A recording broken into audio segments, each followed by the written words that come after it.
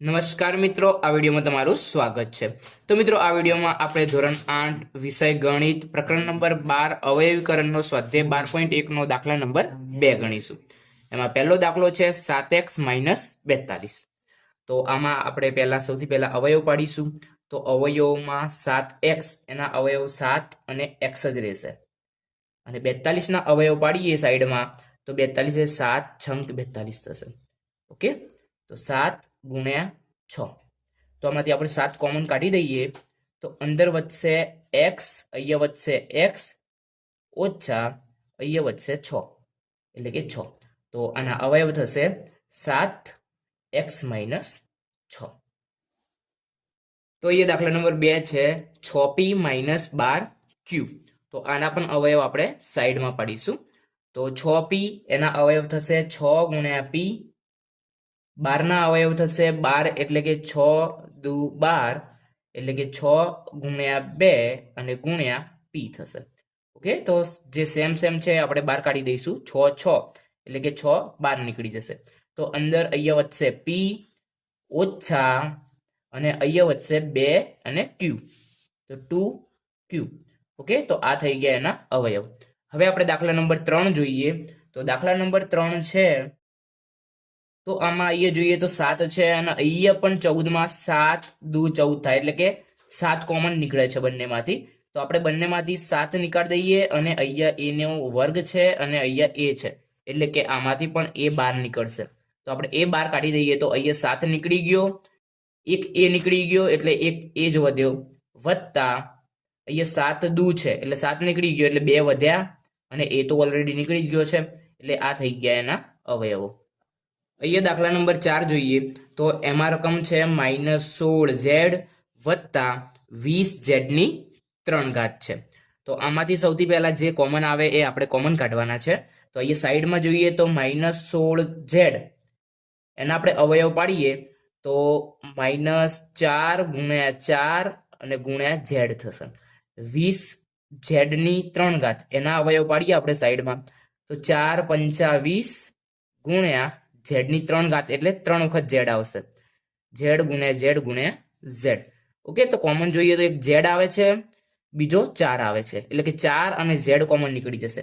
તો આપણે 4 અને z કોમન કાઢી દઈએ, તો અહીંયા 16 ને આપણે 4 ચોગુ 16, એટલે એક 4 નીકળી ગયો, તો એક 4 વધશે, એટલે કે -4z વધશે, સોરી અહીંયા z નીકળી ગયો છે એટલે z નહીં વધે, વત્તા અહીંયા 20 છે, તો 4 પંચા 20, તો એમાં 4 નીકળી ગયો, એટલે 5 વધશે, અને એક z નીકળી ગયો છે, એટલે z નો વર્ગ વધશે।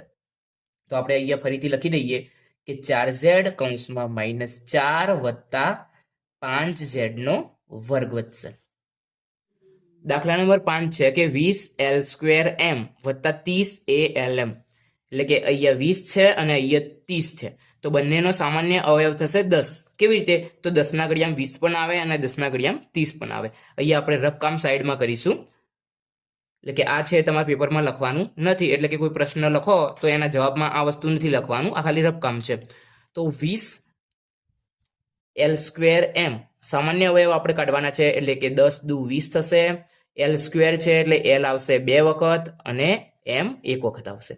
નીચે આપણે જોઈએ તો 30alm, તો 30a પણ 10 ના ઘડિયામાં આવશે, એટલે 10 તરી 30 ગુણ્યા a ગુણ્યા l ગુણ્યા m આવશે। ઓકે, સામાન્ય શું આવશે, એટલે કે સરખું તો 10 આવશે, l આવશે અને m આવશે, એટલે કે 10l અને m। તો 10l અને m આપણે બહાર કાઢી દઈશું, તો અહીંયા 10l અને m નીકળી જશે। તો અહીંયાથી 10 નીકળી જાય તો શું વધે, તો 10 દુ 20 થાય, 10 નીકળી ગયા તો 2 વધશે। ઓકે, l² માંથી એક l નીકળી ગયો, એટલે એક l વધશે, અને m તો નીકળી જ ગયો છે એટલે વધશે નહીં, વધતા ના વધતા। હવે 30 માંથી 10 તરી 30 થાય, એમાંથી 10 તો ઓલરેડી નીકળી ગયો છે, તો 3 જ વધશે, અને l અને m તો નીકળી ગયો છે, તો એ જ વધશે, એટલે કે અવયવ થશે 10lm કૌંસમાં 2l + 3a થશે। તો મિત્રો દાખલા નંબર 6 જોઈએ। તો 5x² y - 15xy નો વર્ગ છે। તો આમાંથી સૌથી પહેલા આપણે ચેક કરી લઈએ કે કોમન શું નીકળશે।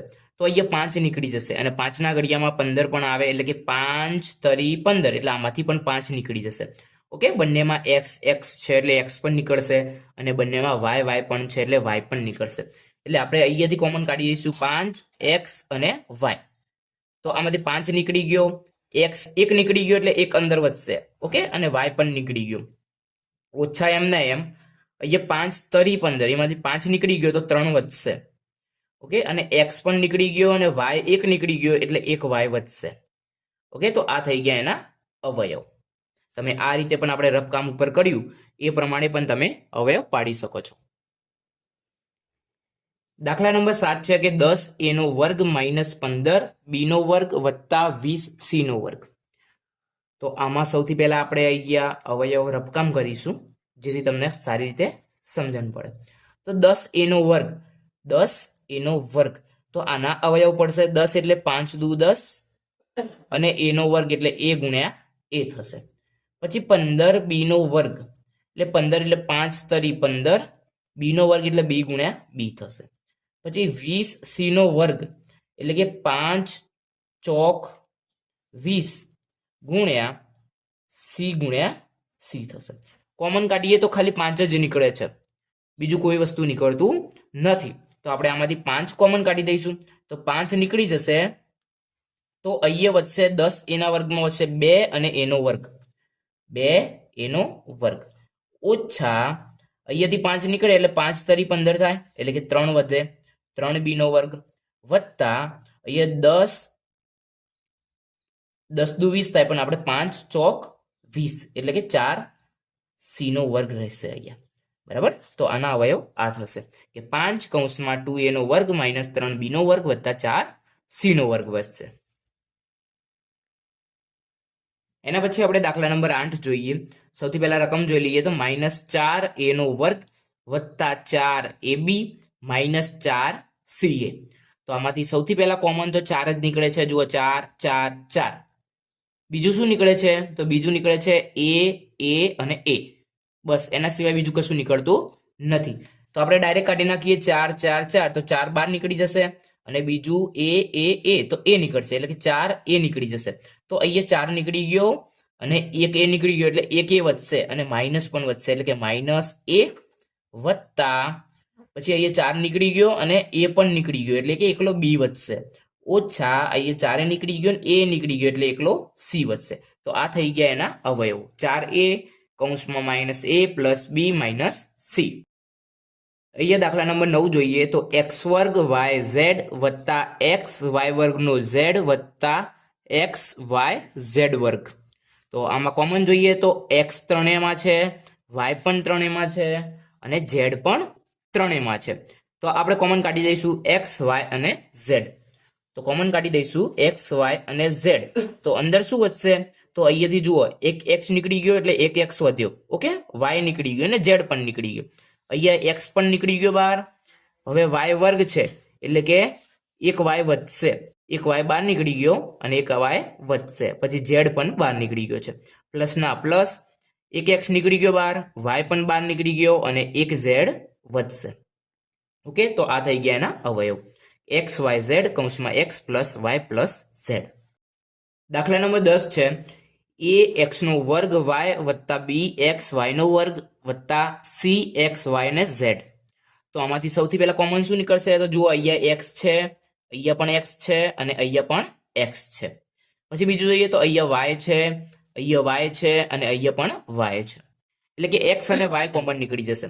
તો આપણે x અને y કોમન કાઢી દઈએ તો આમાંથી a વધશે, x એક નીકળી ગયો એટલે એક x વધશે અને y તો નીકળી ગયો છે, વત્તા અહીંયા b વધશે, એક x નીકળી ગયો, એક y નીકળી ગયો એટલે એક y વધશે, અહીંયા 2y છે, ઓકે, y નો વર્ગ એટલે 2y છે એટલે કે એક y નીકળી ગયો અને એક y વધશે, વત્તા c એમને એમ વધશે, એક x નીકળી ગયો, એક y નીકળી ગયો તો અહીંયા વધશે z.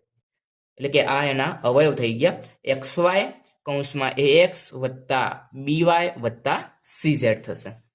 તો મિત્રો આ વિડીયો તમને પસંદ આવ્યો હોય તો આ વિડીયોને લાઇક, શેર અને સબસ્ક્રાઇબ કરવાનું ભૂલશો નહીં.